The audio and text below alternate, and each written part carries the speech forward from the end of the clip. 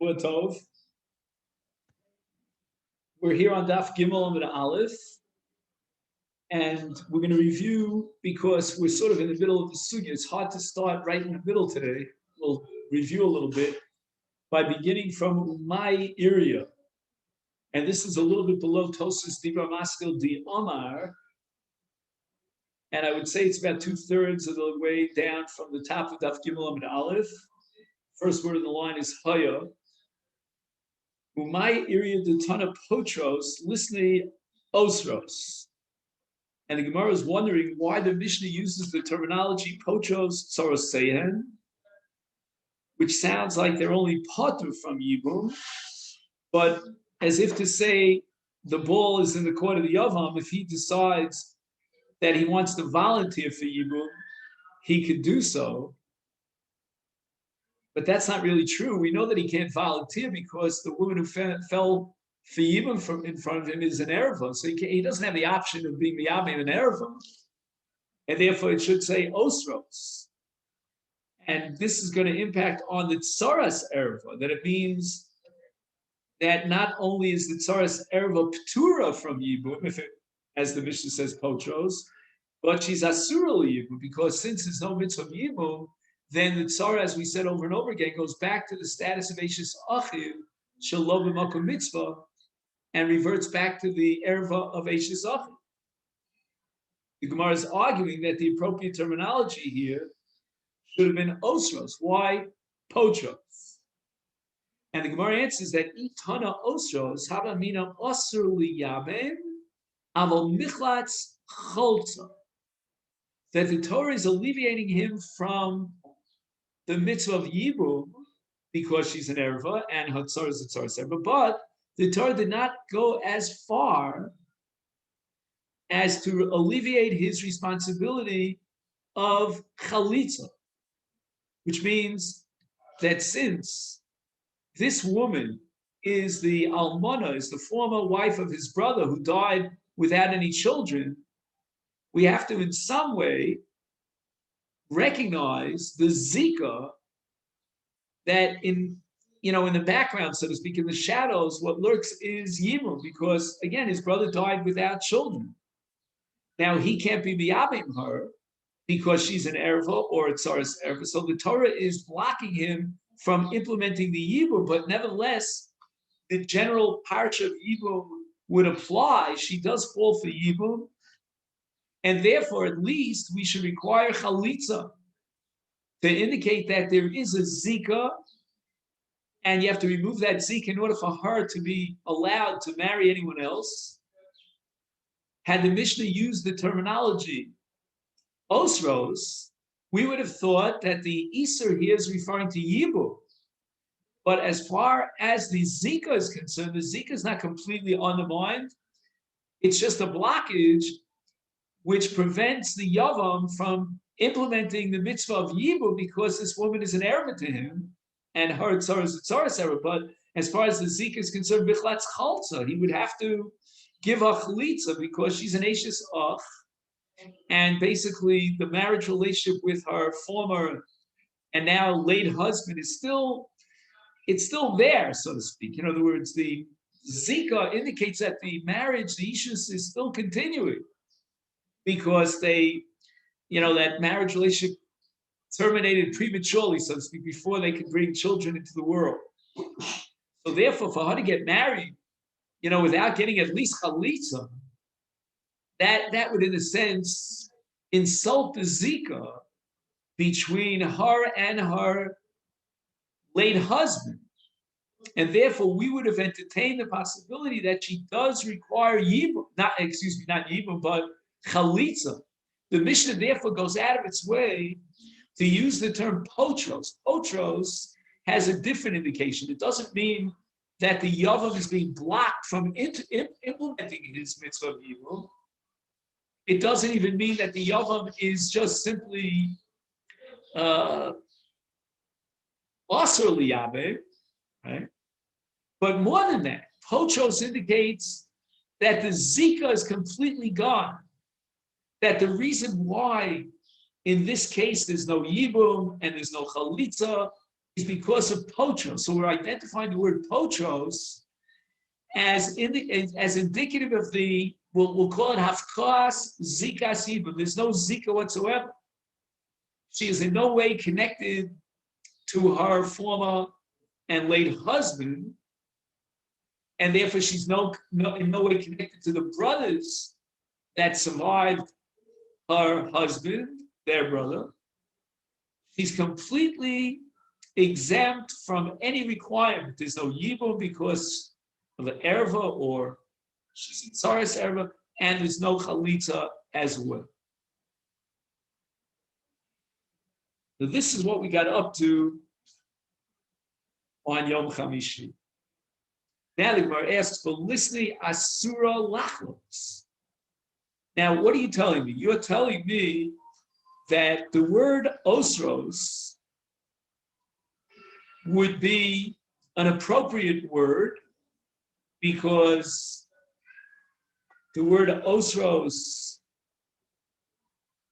is preferable to the word potros. What was the advantage of osros? We said that the word osros would indicate that he's not allowed to be miyavim her. He doesn't even have the alternative, the option of marrying her in the framework of Yibum. She's an erva. And therefore the right term, if all things were equal, would be osros.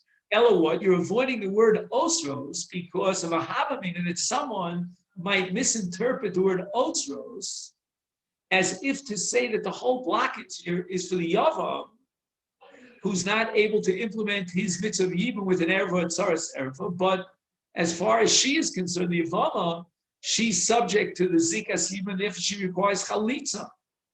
Why not solve that problem and say asura lachlos? Don't just write the word osros, which would indicate osros, that the erva generates an isra on the tsara, and both of them are asura b'yibum, and lachlos. Once you would add the word lachlos, we would understand that not only is there an isra of yibum, there's an isra of chalitza. And if there's an isra of chalitza, it means that the zika is completely null and void, or we would say it never got off the ground because with the death of her husband, as an erva or a tsaras erva, there was no zikas yibum, and therefore asuras lachlos. And now we're about to embark upon an interesting sugya. The Gemara now is going to have a shaklavitaria as to whether or not it's feasible, halachically feasible, to prohibit chalitza. Is there an advantage of saying asur lach, or in this case asura lachlots? Meaning, is there a havamina that chalitza would be, shall we say, an option? It would be an optional chalitza. Now you have to tell me that there's no option of chalitza. And if you're going to say such a thing, why is there no option of chalitza? What's the problem with chalitza? I mean, it can't hurt.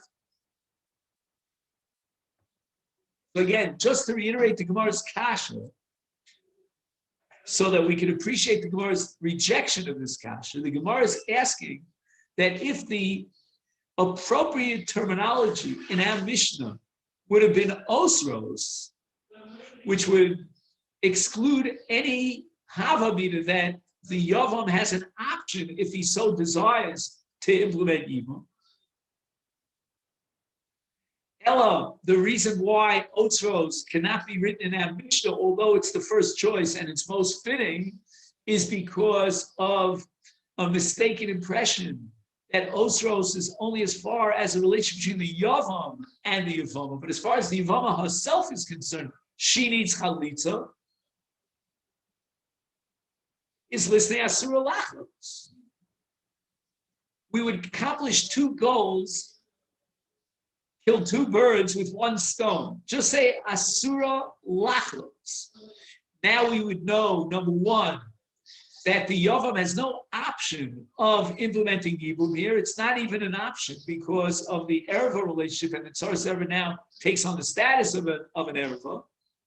We would also know by adding the word asura lachlos, and I emphasize the word lachlos, that Chalitza is not necessary. Bottom line, there's no zikas yibum at all. So the Gemara says, no. That option of writing asura lachlos has to be rejected, outright rejected. Why? My ka'avut. You can't use the word asura lachlos. There's no such thing as an isur chalitza. In the worst case scenario, chalitza is meaningless. It's just a ridiculous ritual that has no legal halachic significance whatsoever. But to say there's an isur, there's nothing in a ma'aseh chalitza in a case where there's no mitzvah of chalitza that could be classified and described as an isur. So you can tell me there's no mitzvah of chalitza, but you can't tell me there's no isur chalitza. Well, I'm sorry, that there is an isur chalitza. What do you mean an isur chalitza? Show me in the Torah an isur chalitza. I understand very well that the word asura or osros could be appropriate for the yavam because he would be violating an isur bias harayos. But as far as chalitza is concerned, asura lachlos, it's a meaningless term. It's below the dignity of our Mishnah of Rav Yehuda Nasi to use the terminology asura lachlos. What could possibly be an isur in chalitza that you would establish that there's an isur to implement chalitza? How could it be? So again, since the Mishnah has a vested interest in telling me that there's no requirement of chalitza, then in the case of Erev and Tzaras Erev, the zika is completely null and void. Therefore, the Mishnah used the word potros. And potros, minayim min chalitza, means that there's no zikas yibum. Although, again, asuros would have been a better word to teach me and clarify that the Yavam does not have an option, a possibility of yibum. It's not even a voluntary option. It doesn't appear on the radar screen as a possibility. But nevertheless, we'll use the word potros in order to clarify that there's no chalitza. We cannot use the word asuros, which would have the advantage of clarifying that the Yom doesn't have an option, because if we use the word asuros, we have a hava meaning that maybe chalitza would be a requirement. Ella, what are you going to add? Asura lachlots, that's not an option, because asura lachlots would predicate that there is some sort of isur and chalitza. What isur in the Torah? Where does the Torah say you can't do chalitza? And now, in the Shakla V'Tarya, the Gemara is going to suggest a possible logic to justify an isur chalitza. Alom. Gemara is like, very dramatic over here. Why are you saying there's no isur chalitza? I'll tell you why there's an isur chalitza. And that's why the Mishnah should have gone out of its way to say asura lachlos, because we accept the premise that the perfect language that is suitable, that is appropriate for our Mishnah would be an osros. And we'll have to say that osros, add the words osros lachlos. Why? Because im ata omer chaletzes. If you're going to tell me that there is chalitza, the people will understand that the reason for chalitza is because the zikas yama is therefore they're going to come to the conclusion that this yabemetz. In their mind, it's a package deal. It's either or. It's either both or nothing. You can't tell me that there's chalitza without assuming that there's a zikas yibum. So they look at the chalitza, which now we say is optional because there's nothing, it's parva, there's no prohibition. But yeah, you know what? As a result of the fact that they see this chalitza between a woman and her brother-in-law, a woman whose husband died childless, they're going to come to the conclusion that yibum is an option. You might ask, well, why can't we educate the people? Tell them to learn Masechet Yevamot. And it says in Masechet Yevamot that in the case of any of the 15 arayos, there's no option of yibum. We can't allow that. The Jews are spread out throughout the Golos, all over the world. And when they hear about chalitza, they're assuming that that means there's a zikas yibum, and if the same scenario of an erva that falls for yibum comes up in the future, they can assume that this yibum. This man decided that he doesn't want to be miyabim his wife. Therefore, he gave her chalitza. But had he decided that he wanted to be miyabim, he, all systems go. Red carpet. Laissez-faire. So in order to avoid a situation of what we call a voluntary chalitza and say, well, it's parva, it's neutral. No, we're going to establish an iser chalitza because it's very dangerous to stage a chalitza between a brother-in-law and his sister-in-law in the case where she became an almana from her husband, his brother, without any children. That's a dangerous proposition.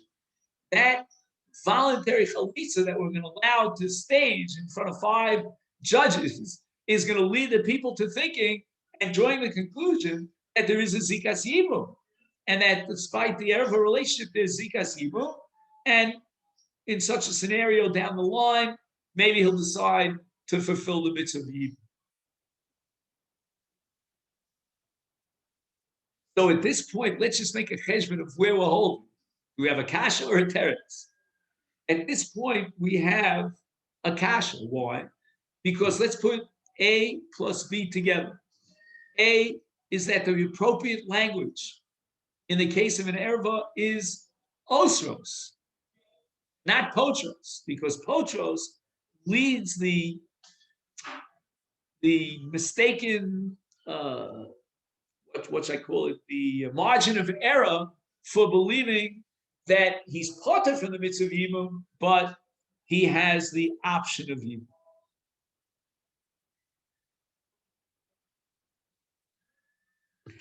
Number 2, if you're going to tell me, well, we can't use the word otros because with regard to chalitza, it's totally inappropriate. The answer is very appropriate. It fits like a glove. This is an iser chalitza.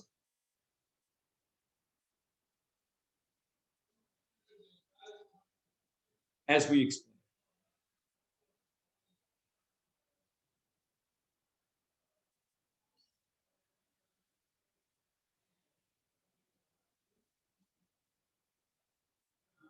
Now, I'm just pointing out here because he makes a big deal in the notes here about the Netziv and his Meromei Sada, who assumes that there's no havamina to say that potros would imply that the Yavam has the option and the ball is in his court as a voluntary measure to marry his sister-in-law's Yibum. Because as soon as there's no mitzvah of Yibum, says the Meromei Sada, then ipso facto she's an erva v'eshes ak, lo b'makom mitzvah. So I'm just pointing that out. I mean, he goes very far with this, the Meromei Sada, and he says that potros mashma potros legamri min yivum, and harei mishnah medaberes b'makom sheyeshnam achim nosofim. He says that the reason why the Gemara rejects the word potros, and that's what's really irking the Gemara from the get-go, from square one, is because potros implies that she's out of the chiyuv of yibum, which is not true. There are other brothers. Yeah, as far as Reuben is concerned, she's an erva. But what about Levi? So therefore, the Gemara has a sort of like an intuitive mode of rejection of the language of potros, because she's really not Keturah.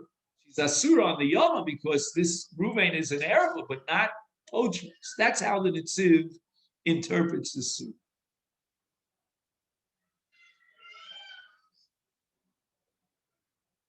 Again, just the bottom line, why does the Mishnah insist on using the word potros instead of the word asuros? And to clarify that asuros means even chalitza is asur, so nobody should get the misimpression that there is a zikas yibum. More answers. This next Gemara is really long. I was stunned by this Gemara. Listen to this Gemara. It's fascinating. If you've never encounter this Gemara, it's like really kedai to perk up your ears for this Gemara. I'm very excited. Gemara says, "Evan de b'makom mitzvah hu di asira sarah, shalom b'makom mitzvah sharia, mishum hachi tani potros." Okay. The Gemara says that the Mishnah is avoiding the word asuros, osros, like a plague. The word osros here in this context would have been a very dangerous word that could be easily misunderstood. And not only misunderstood by an Amoritz, but on the contrary, misunderstood by a Lamdu who is going to come up with a Kal Vachomer. And based on that Kal Vachomer, he's going to come to a major error if the Mishnah would have said Osra. He says, why? We have to differentiate between b'makom mitzvah and shalom b'makom mitzvah, which means the following, that you can have, well, let's go with the simple scenario. In our case, Ruvain's brother Shimon married this Erev. And that's going to set up, if Shimon dies without children, a Yibum situation. And the Mishnah is going to establish a new halacha called Tsaras Erev, that since Shimon is married to Leah, who is a Tzara, Shimon is also married to Rivka, who's not a Tzara, then Rivka becomes an Erev. Why? Because she's the Tzara of an Erev. And that's b'makom Yibum. Let's talk about a case of Shalom b'makom Yibum. Let's say a man marries two wives, and he dies. And one of them, of his two wives, is an Erva on Ploni. Ploni's not his brother, correct? Two strange men. I mean, strange meaning in the sense that they have no relationship whatsoever. They're not brothers. One of them marries two women. One of those two women is an erva to so-and-so. Again, I don't know if I should use the same names again, but well, if I can, I'll say it this way. I hope I'm not confusing myself and not you. Well, let's say Shimon marries Leah and Rivka. Leah is an erva to Reuven. Reuven is not Shimon's brother. They're not related in any way. So Shimon is married to an erva of Reuven, but they're not related. There's no Yibum. And Shimon is also married, in addition to Leah, who's an erva to Reuven, he's married as well to Rivka. Now, clearly, when Shimon dies, Reuven is not allowed to marry Leah. She's an erva. Let's say, Shimon had married Reuven's daughter. So clearly, Reuven cannot marry his own daughter. That's for sure. But what about Rivka? Is Reuven allowed to marry Rivka? And the Gemara is claiming that there's a Havamina, and not an ignorant Havamina, not a Havamina of an Amoritz, who get thrown out of class, but a serious Havamina that Reuven is not allowed to marry his daughter's Sarah, meaning when Shimon dies and he leaves another wife besides Leah, who's Reuven's daughter, he leaves a Rivka, who's not related to Reuven in any way. Reuven is not allowed to marry Rivka because Rivka now becomes an erva. And again, do you imagine what's going on over here? We have two women that are sharing a husband, that Sarah Zulazu, and the erva relationship of one of these women to another man, which is going to be relevant in event that her husband dies. That erva status is now shared or contagiously infects the tzara. That what the Torah is saying is that whenever you have an erva, you have a tzara of an erva. The Torah is saying that the tzara of an erva has the status of an erva.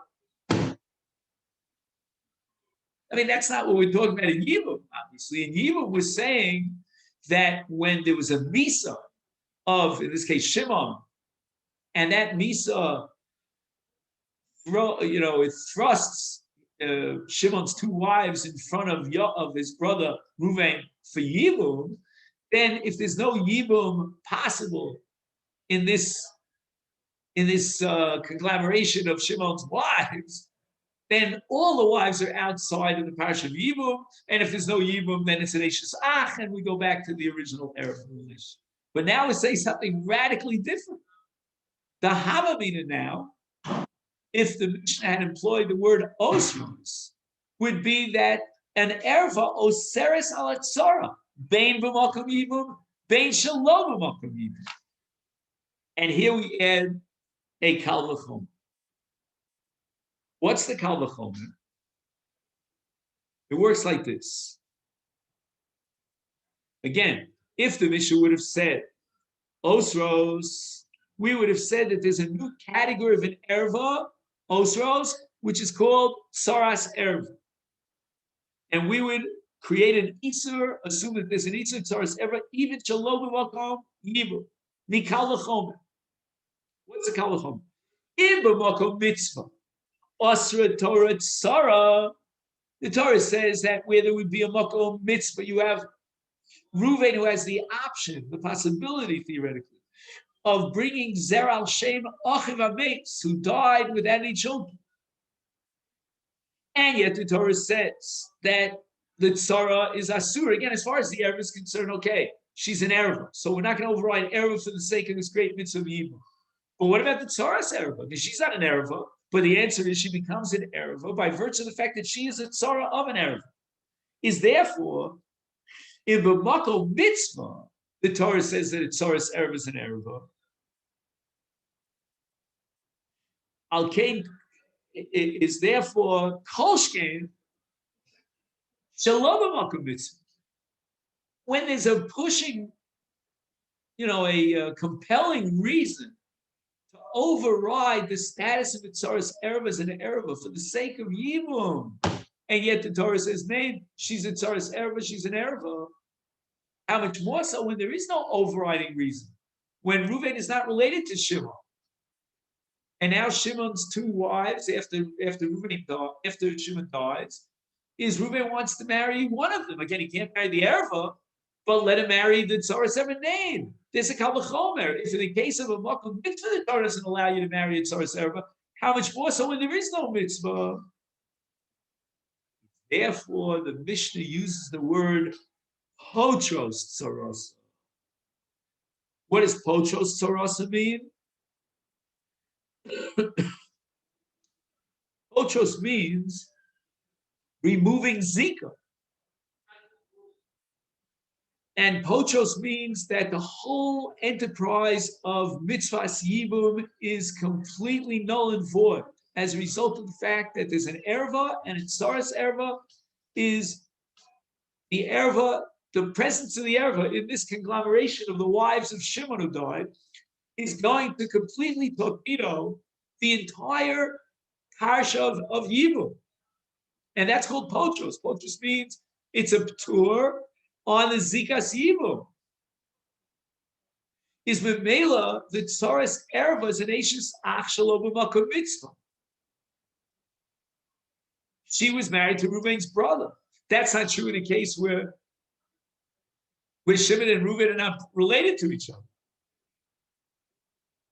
Is Dafka Potros es Tzarasa Mizikas Yibum ve'Isra Eishes Ach Chozil Komo Memela. And in the case of Shalom b'makom Yibum, ain't Shum Isra Eishes Ach. This woman, we called her Rivka, was not married to the brother of Reuven. Reuven and Shimon are not married. So therefore, there's no reason why Reuven can't marry Rivka, even though she's a tzara of an Erva. And the answer is because the Mishnah uses the term potros. If the Mishnah had used the word osros, we would have come to a mistaken conclusion that an Erva generates an Isur on hot tzara. And if that applies b'makom mitzvah, how much more so shalom b'makom mitzvah? We have to avoid the word osros. at all costs, lest somebody walk away with a misimpression that if the tzara becomes asura, and why did she become asura? Because the erva osrasa, then how much more so shalom b'makom mitzvah? We have to avoid that at all costs. Instead, we have to use the word potros, which is a separate halach in zikas yibum, and explains why the tzaras erva is an erva, because it's a ptur yibum. If it's ptur yibum, then she's an hsa.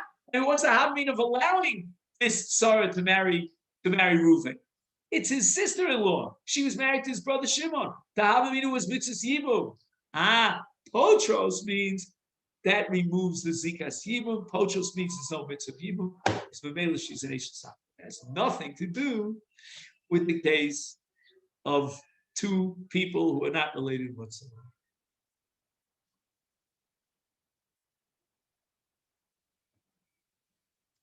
Now the Gemara asks the following.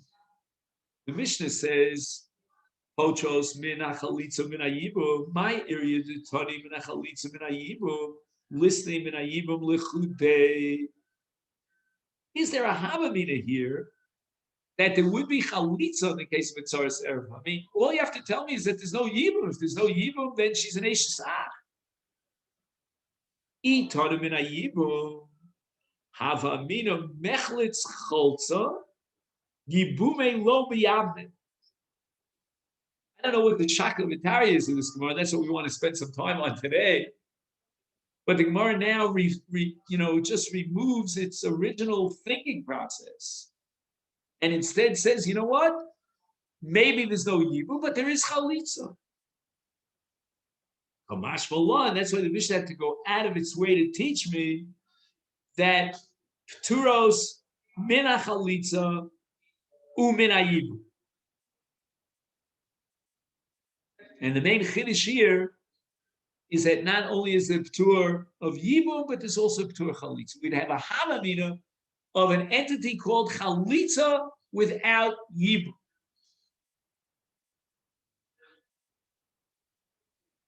Okay, that's something that we have to think about. Chalitza without yibum. Now, in the Kamash Malon, we have to go back to the pasuk in the parsha of yibum. In Kitei Seidvar Chaf Hey, the Torah says, "Vaya im lo yachpotza ish lakachas es yevimto."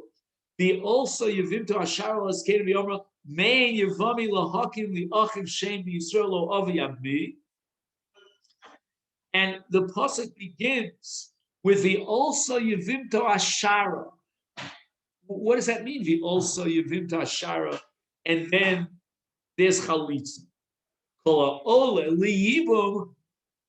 The word also l'shara in the pasuk, the also yivim to ashara is referring to yibum. And in a case of also yivim to ashara, which she's available for yibum, he decides he doesn't want to be miyavimah, then lo yachpots, and there's going to be chalitza. But kol she'eno ola liyibum, Eino ola lechalitz. If there's no yibum, it means that there's hafkas zikas yibum, and what that means is that she can marry anyone she wants without chalitza. She doesn't need chalitza. There's no zikas yibum. No need to be mater by giving her chalitza.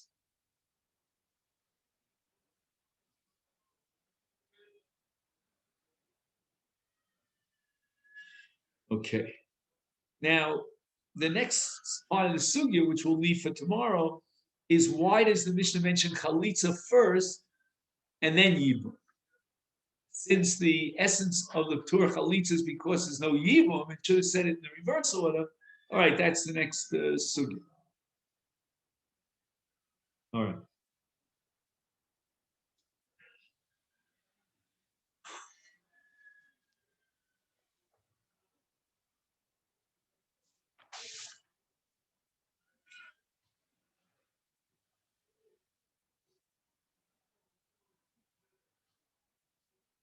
Now, what's on the agenda?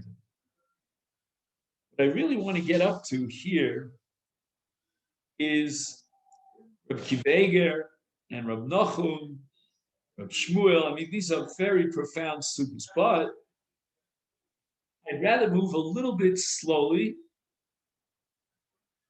and try to go over the Shakli V'Tari of the Gemara according to the Maharsha. Again, the Gemara says that if the Mishnah had used the terminology osros, then we would have come to a mistaken conclusion that chalitza she requires. That osros means an iser yibum, which is a reflection of erva and tzaras erva. But as far as the zika is concerned, she can't get married. We have to recognize the fact that her husband died without children, and she can't get married without chalitza. And here we have a kusha of the Tosfos Yeshana. The Gemara was working with the premise that osros would be more appropriate of a term than potros.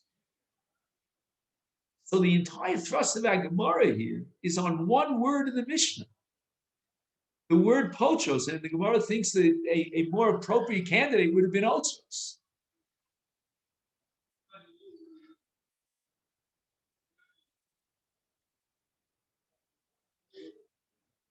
How does that make sense in the light of the rest of the Mishnah? The Gemara is only questioning one letter in the Mishnah, one word in the Mishnah. And the Mishnah says that mina chalitza u mina hayibum. Potros, tzaraseh, mina chalitza, mina hayibum. Why are you telling me that if it would have used the word osros, we would have thought that chalitza is a requirement? It says in the Mishnah, osros, again, it doesn't say osros, it says potros, but according to Avni, it should say otos, but it says mina chalitza, mina hayibum. We're not crossing those words out of the Mishnah. We're only asking that the word osros be used, plug it in as a substitute for the word potros. But the Mishnah says explicitly, mina chalitza, mina hayibum. So what are you telling me? We'd have a havamina of michletz cholza.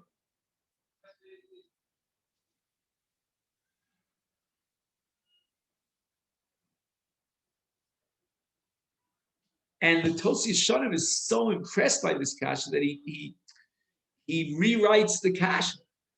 He's so impressed by the kasha on the kasha that he rewrites the kasha.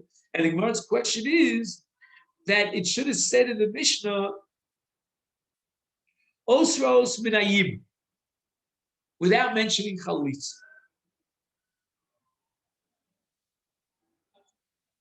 That's before the Maharsha. That's the Tosfos Yeshana. The Maharsha kasa. So if you don't have the Masechet in front of you, then, which is on page Yud Beis, you might open up the Maharsha, depending on what Gemara you have. I'm going to read it here, and we'll try to understand. Maharsha kasa b'bir mahalach hasugya shekvar milchatchila yada Gemara's tiritz hamuva b'maskon. Very difficult. The Maharsha is saying the Gemara, even at this point, with the havamina that Michlatz Cholitz knew the maskon already. That was in the Gemara's back pocket from the get-go. Mishnah Baal Ashmienu Shatzara Asura Dafka B'Makom Mitzvah. So the Gemara knew that the Mishnah wanted to limit the Isur Tzara to a case of Makom Mitzvah. B'chol Masu Matnat Shebein HaMakshel L'Tarzan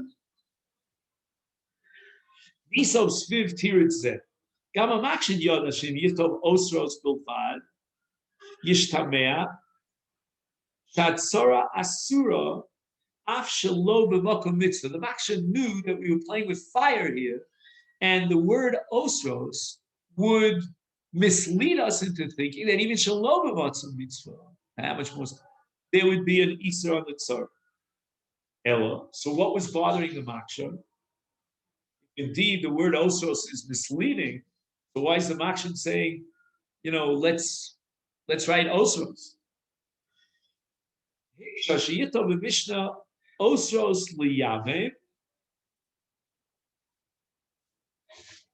Instead of just writing osros, it should have said osros liyave. By adding the word liyave, it indicates that this Isser is dafka b'makom mitzvah yibum. Asura or osros liyave has no impact on a situation of chutz limizgeret ayibum when Ruvain is not related to Shimon at all. Balzeh heishiv ha'tartzon shemikomako hayinu toim lomer shegam shelo b'makom mitzvah tzora asura. Even if it would have said osos liyaben, we would have concluded, well, if it's osos liyaben, then how much more so shelo b'makom mitzvah? Certainly the tzora is asura. Ein lo chiach shedafka b'makom mitzvah hi asura mima shenoket osos liyaben mishum she'efshar shelo kein l'malit chalitza v'lo ma she'ena asura ela b'yibum aval chayeves hi. So when the Gemara says that Havamina Michlitz Chalza, what the Gemara is saying is that even if you would have said Asuras Liyabim, we would have still had the Havamina of Shalom Makom Mitzvah, and we would have said that the word Liyabim is coming to tell me that Chalit is an option. And Asuros means only Asuras from Yibum.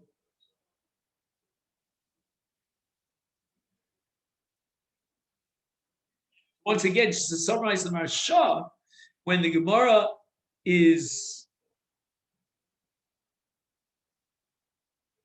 rejecting Osros, what the Gemara meant to say is that even if you would have written Osros liyavim, I would have still had the Havamina that Shalom b'makom mitzvah, that the Issa would apply even Shalom b'makom mitzvah, and that the addition of the word liyavim is only coming to indicate that Chalitza is a requirement. All this he's fitting into the Gemara, Aval Michlatz Cholza, those three words in the Gemara. Azar Amakshin V'Hiksho. So now you're telling me that we couldn't allow ourselves the luxury of saying Asuros Liyavma. Im Kain Tichtov HaMishnah B'Ferish Asura Ach B'Chalitza. What would we gain by that? If the Mishnah would spell it out, that there's no possibility of Chalitza, then we would understand that Asuras Liyabe is Dafka B'Makom Mitzvah. Because otherwise, why did the Mishnah add the word Liyabe? We said that you could have argued the Mishnah added the word Liyabe to teach me that there is a requirement of Chalitza. So let the Mishnah spell out that there's no requirement of Chalitza. Chalitza is Asura. And Memela, if it says Asura Liyabem, I understand that Shalom B'Makom Mitzvah, there's no Isser on the Tzara. So again, by adding Asura Af B'Chalitza, the Gemara has covered all its bases. So now we're stuck. Why didn't the Mishnah say Asuros Af B'Chalitza? I'm sorry, why didn't the Mishnah say Osros Liyavim Vi Asura B'Chalitza?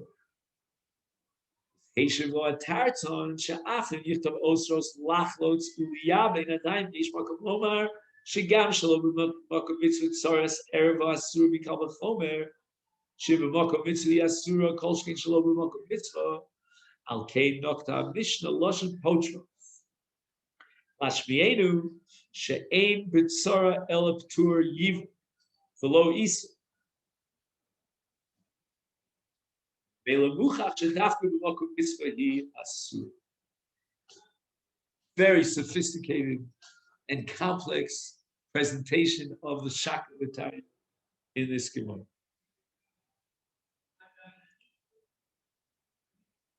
Okay, the Gemara says that if it would have said in the Mishnah osros, we would have understood that it means osros min hayibum, avol michlatz cholz.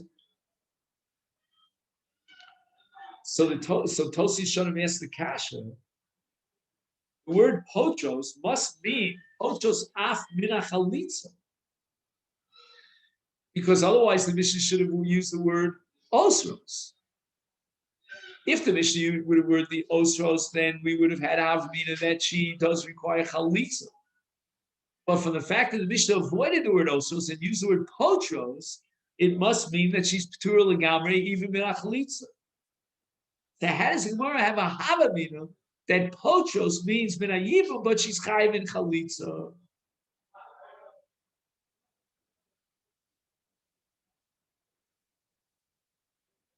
Says the Tosfos Yeshanim, liel kavanas haGemara sim haya kosev osros havamina she choletzes bal karcha the alkein tani potros lashmeinon she'ein kofenos olachos.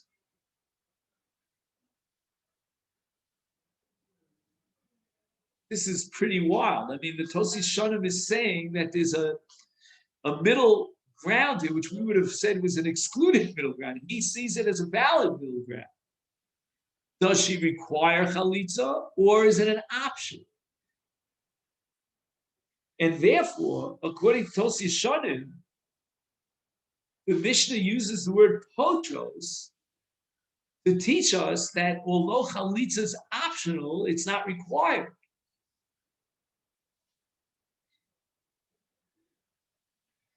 We have a principle called she'ena ola l'yibum, ena otza l'chalitza. So what does that mean? That there's some sort of middle ground that chalitza is an option. What does that mean? Avanas haGemara she'im lo haya koseves haMishnah leheja she p'tura min hachalitza v'yamakom lomar sheyesh ba din chalitza. In other words, we say that kol she'ena ola libim ena ola chalitza means that there's no requirement of chalitza, but there might be a din chalitza.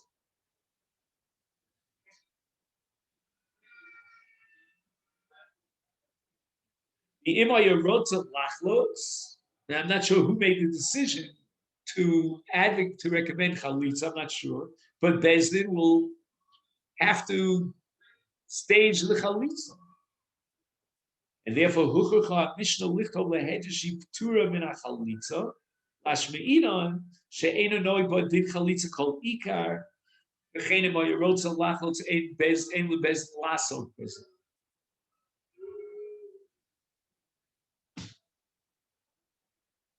Again, just to summarize the Tosi Shonim, he has I call it a sliver in the middle between the requirement of chalitza and no chalitza. And in the middle, you could have something called no requirement, but there is chalitza.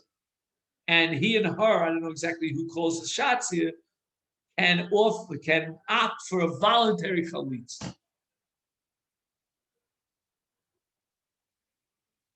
So that means that the principle of kol she'ena ola l'yibum ena ola chalitza means there's no kfiyah. She's not bound to have chalitza, but she can have chalitza if she wants. Chassav b'chidushay Rabbeinu Nachum.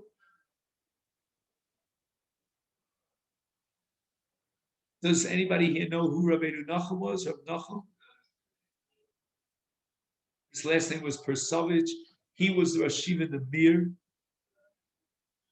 I remember seeing him walking down the steps, very ill towards the end of his life. To get to the base mention the Mir, where he said a Shir Kloli once, so we required climbing two steps, going this way and that way, and much heart-rending to see him.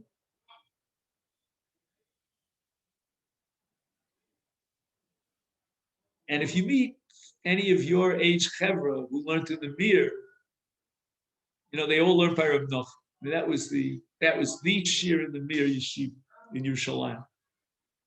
Anyway, Pasa b'chidushay Rabbi Nachum, the Mir Divrayim, to explain the Tosis Shonim al Pi Hamavur b'Rashi b'Kiddushin. So Isahava mina shachalitza eina matira es hayivama lashuk. V'rak mitzvah v'alma hi lach.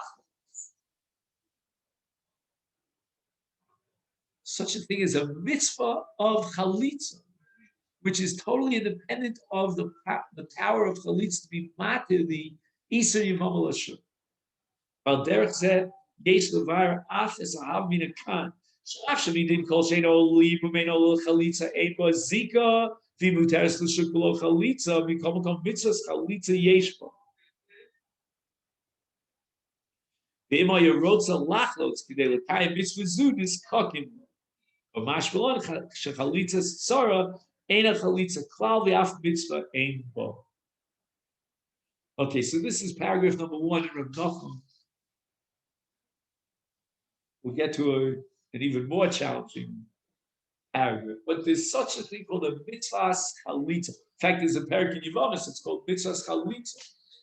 But he's saying that mitzvahs chalitza, based on a Rashi somewhere in Kedushin, is a separate mitzvah independent of the zika and has nothing to do with being matir the Yevamot Lashuk.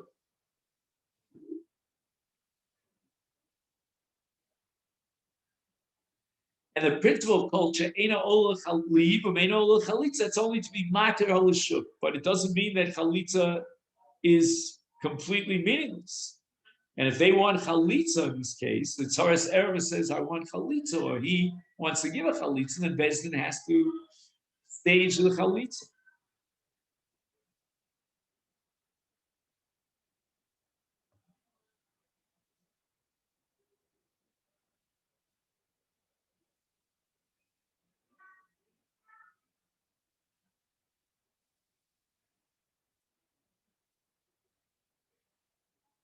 The Ritva, on the other hand, seems to indicate that there was never a Havamina that an erva would require chalitza. This Rashi somewhere in Kedushin that there might be a mitzvah's chalitza in a case where there's no yibum, she's an erva. The Ritva doesn't operate with such a Havamina. So therefore, to say, according to the Ritva, that a woman who's an erva does not fall for yibum, but she requires chalitza, that's that's ridiculous. That's not on our radar screen. But says the Ritva with regard to the tsaras erva, avamina shebet tsaras erva afal bishim turban ayibum chayevasi b'chalitza. So again, as far as the erva itself is concerned, no such thing as chalitza if there's no yibum. But as far as the tzara is concerned, maybe, says the Ritva, we could entertain the possibility that there would be chalitza without yibum.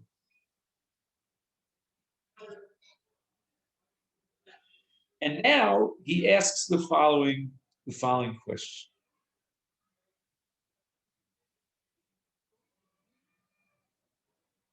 This is again Rav Nachum. Ador tzarich bir. Harei gam the erva lo nemar tur miyuchad mechalitza.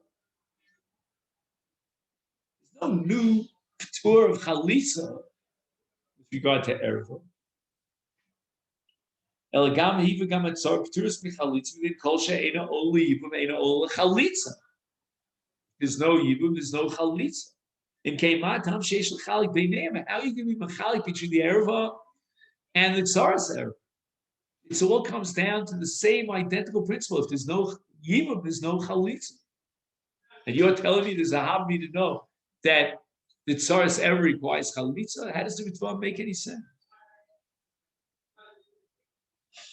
Kasa b'chidushay Rabbi Nachum Shem HaBirkat Shmuel. I seem to recall, if I'm not mistaken, Rabbi Nachum was a Talmud of Rabbi Baruch Ber. The bir achiluk shebein tzara li erva.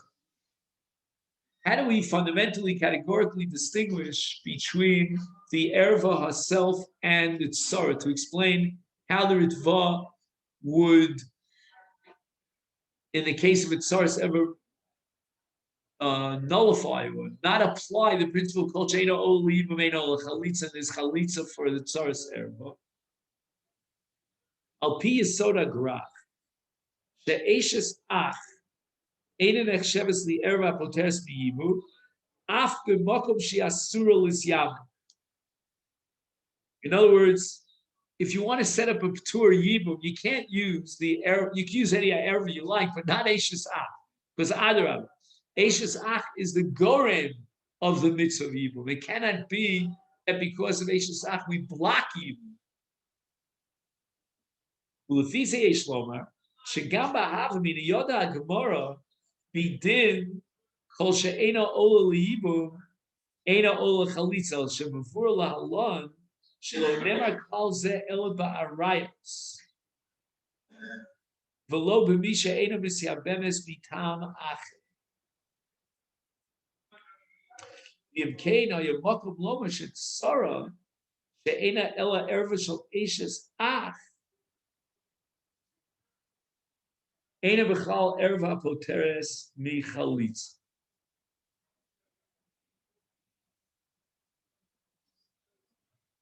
Again, even though the Gemara knows very well that culture eina ola yibum eina ola chalitza, but that's a klal in all our rights, with the exception of one. So let's say, for example, there's no yibum, but not because of the status of erva. Different reason why there's no yibum. We'll find a different reason. So in that case, eshes ach would not be an erva that could remove yibum. But again, there's another reason why there's no yibum. So let it have chalitza. The makom shetzara eina ela erva shel eshes ach eina b'chal erva p'tura b'chalitza. In other words, if the reason why there's no yibum is because of one of the 15 categories of our rayas, then there's no chalitza. The Ritva is saying that in the case of Tzara, she's not an erva. The only thing is that since there's no yibum, therefore she goes back to her status as an eshes ach. But Reb Chaim had pointed out that there's one erva that doesn't remove yibum, and that's eshes ach. So again, the erva itself can't have yibum. That I understand. But the Tzara should be able to have yibum. And the answer is that the tzara, since the Torah says it's p'tura min ha'yibum, hence she goes back to being an eshes ach. Okay, eshes ach is a reason to exclude yibum. That I understand. But what are you going to tell me? That kol she'eda ol yibum eina ol chalitza. That's fine. But what about the tzara?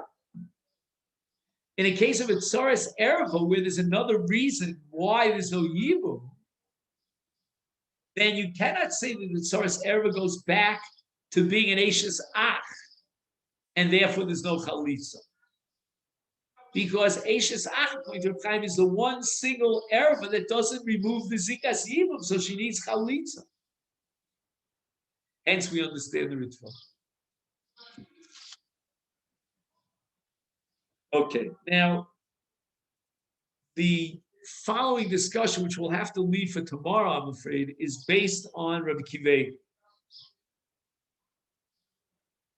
And what I can try to do, I just thought of it now, but you have to send me a little note or tell me and I'll write it down. I can possibly take a picture of the page with this Rabbi Kiva on it and send it to you by WhatsApp. So let me know if that interests you, because we're going to spend quite a bit of time on this Rabbi Kiva Mitzvah tomorrow. There's a chiddush of the Birkas Shmuel, of Rav Shmuel Rozovsky, Rosh Hashiva of Panovich, in analyzing and answering the question of Rabbi Kiva. So maybe if anyone's interested, I can try to take a picture of this. Oh. Okay. Because, I only see the top half of you. But now I see more. All right, so I'll send you I'll do it right now if I can, and hopefully you'll get it. Okay then. See everyone a great day.